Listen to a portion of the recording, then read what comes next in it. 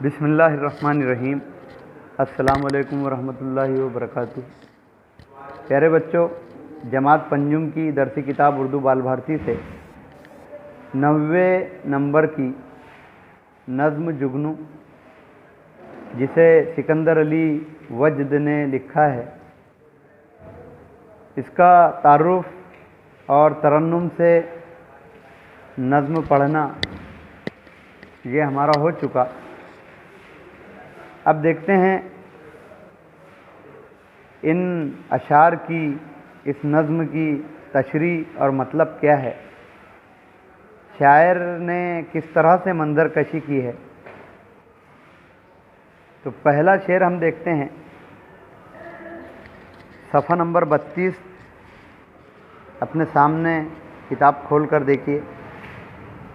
बरसात की रात थी अंधेरी, कुछ नींद उचट गई थी मेरी। शायर ने यह मंजर पेश किया है कि बरसात की एक अंधेरी रात में शायर सोया हुआ था, अचानक नींद खुल गई। हर रात अंधेरी होती है, बरसात की रातें दूसरी रातों के मुकाबले में ज़्यादा ही अंधेरी होती हैं, लेकिन ख़ास तौर पर बरसात की वो रात जिसमें बादल बहुत ज़्यादा घिर कर आए हों, चारों तरफ फैल चुके हों, तो खौफ दिलाने वाला, डराने वाला अंधेरा छा जाता है, फैल जाता है। ऐसी ही एक अंधेरी रात में अचानक शायर की आंख खुल गई।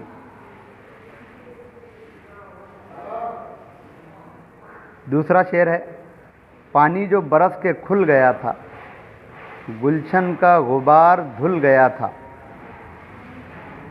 बरसात की इस रात में जो पानी बरसा और बरस कर खुल गया, इसके नतीजे में शायर को ये दिखाई दिया कि अब गुलशन यानी बाग पर निखार पैदा हो गया है।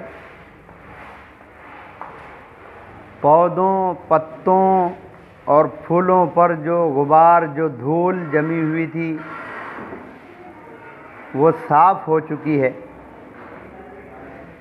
इस मंजर को महसूस कीजिए। तीसरा शेर है, बेदार थी बाग में अकेली, फूलों से लदी हुई चंबेली। शायर ये कह रहा है कि अकेली चंबेली जाग रही थी पूरे बाग के अंदर। क्यों जाग रही थी? क्योंकि फूलों से लदी हुई थी, फूलों का बोझ संभाले हुए थी। लदना, लदा हुआ होना, इसके मानी होते हैं बोझ संभाले हुए होना। यहाँ पर एक हल्का सा इशारा शायर ने जिम्मेदार लोगों की तरफ किया है कि जो लोग जिम्मेदार होते हैं, जिम्मेदारियों के बोझ से लदे हुए, दबे हुए होते हैं, उनको जिम्मेदारियों का एहसास होता है, वो लोग बेखबर नहीं सोते, वो लोग जागे हुए होते हैं, जिम्मेदारियां निभाते हैं। चंबेली भी एक पौधा है, बहुत ज़्यादा फूलों से इसकी डालियां भरी हुई थी, वज़न संभाले हुए थी। वो अकेली जाग रही थी।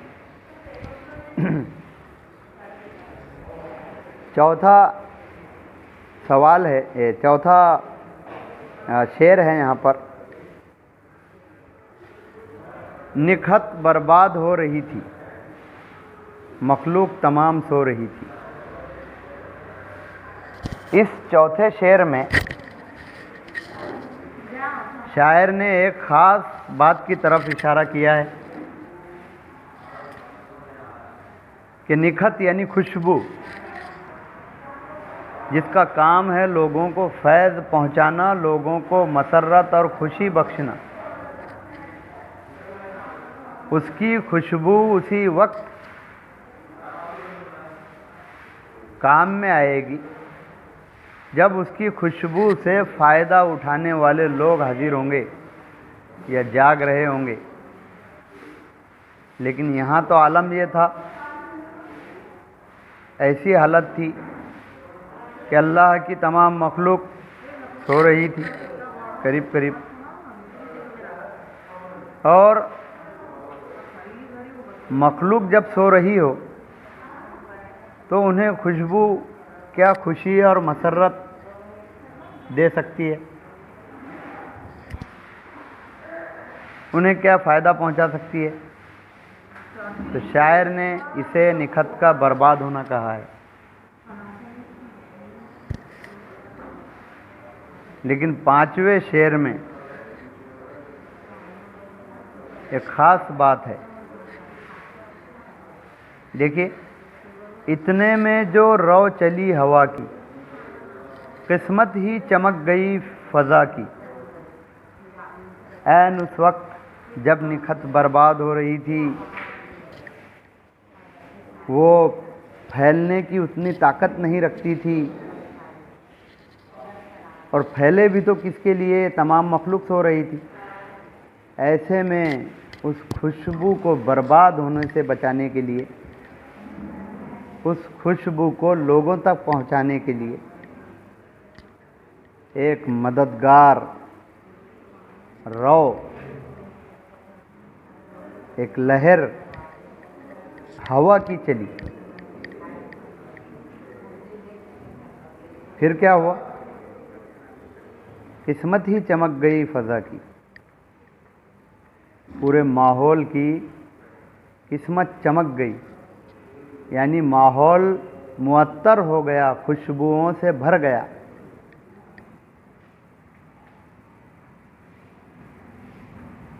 छठा शेर है, होने लगी जुगनुओं की बारिश, फितरत के जमाल की तराविश। जुगनुओं की बारिश, पानी के बरसने के बाद जुगनू बरसने लगे, ऐसा नहीं है, बल्कि पानी खुल गया तो अब माहौल निखरा निखरा लगने लगा। ऐसे माहौल में नज़र उठाकर शायर ने देखा तो शायर को चारों तरफ जुगनू फैले हुए दिखाई दिए। ऐसा लग रहा था गोया जुगनुओं की बारिश हुई हो।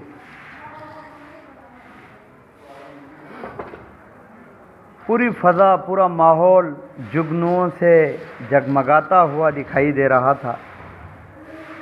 शायर ने इसको जुगनुओं की बारिश कहा है।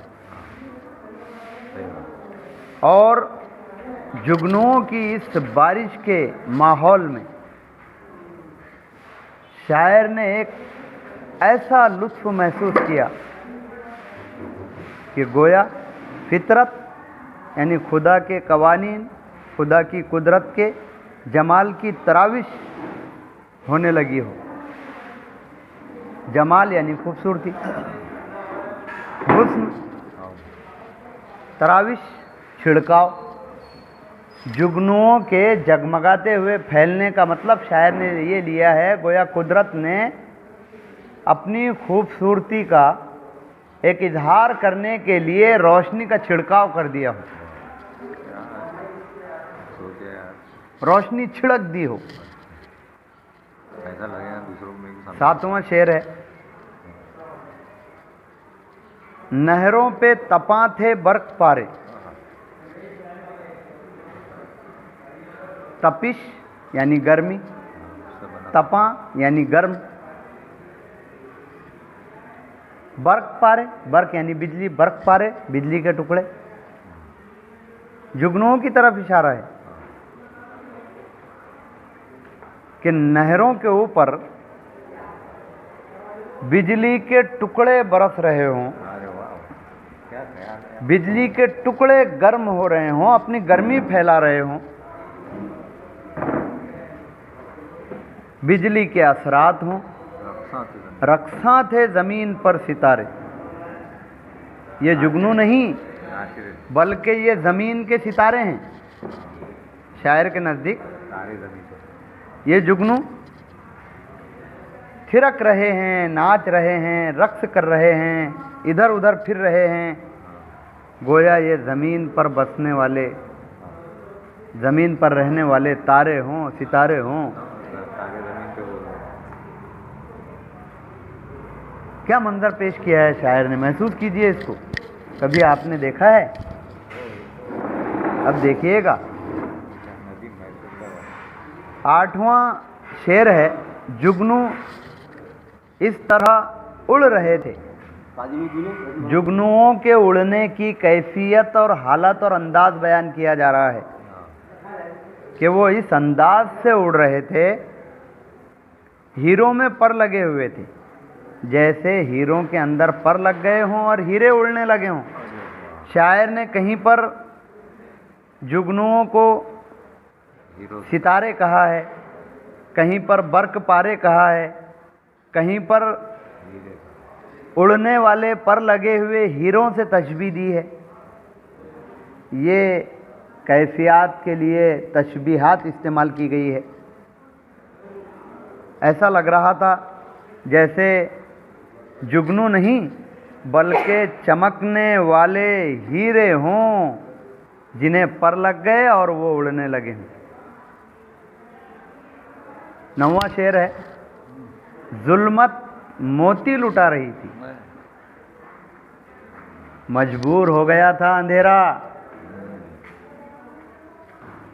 अंधेरे को रोशनी लुटाने का मकाम आ गया था।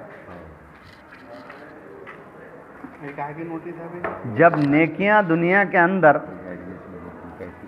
इस तरह से जगमगाने लगे तो बुराइयां और बदियां भी नेकियों के लिए मददगार बन जाती हैं।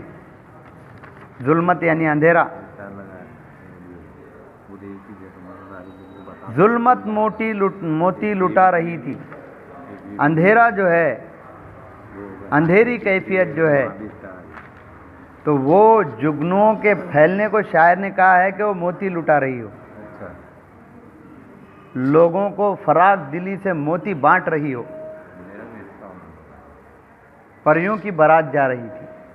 तो शायर ने ये कहा है कि ये आलम और ये कैफियत और ये माहौल ऐसा बना हुआ था जैसे परियों की बारात जा रही थी, क्योंकि जुगनुओं को पर होते हैं और परियों की बारात में पर वाले ही शामिल होते हैं।